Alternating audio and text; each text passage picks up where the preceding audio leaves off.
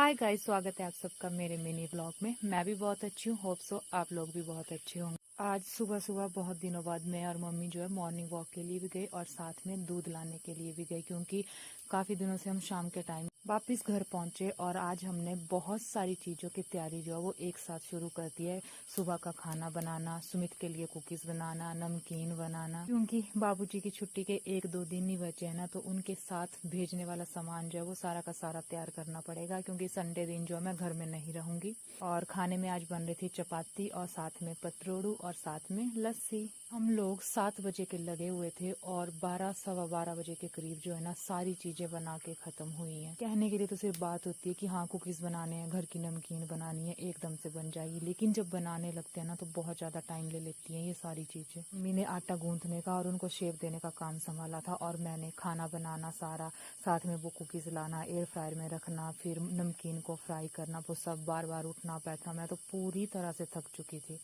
मेरी तो मतलब ऐसा दिल कर रहा था कि जस्ट अब सोना है, पर यह है कि फटाफट खाना खाया। और बर्तन देखो आप, इतना सारा सामान तैयार करना है तो बर्तन जो है ना दुगने त्रिगुने हो जाते हैं। सारे बर्तन वगैरह साफ किए, उसके बाद मैंने सोचा कि चल अब थोड़ी सी रेस्ट कर लूंगी, लेकिन तब तक जो है ना बुआ सास जी घर आ गए। फिर अगर कोई रिलेटिव आता है तो हम एकदम से अपने कमरे में नहीं घुस सकते ना, थोड़ी देर बातें वगैरह करनी पड़ती हैं। और कल मेरा पेपर है यानी कि संडे को, और मैंने एक अक्षर भी पढ़ा नहीं है।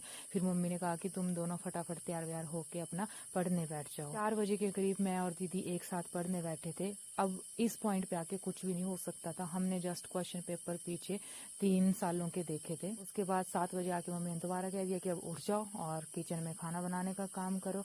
एज ए बहू मुझे तो ये करना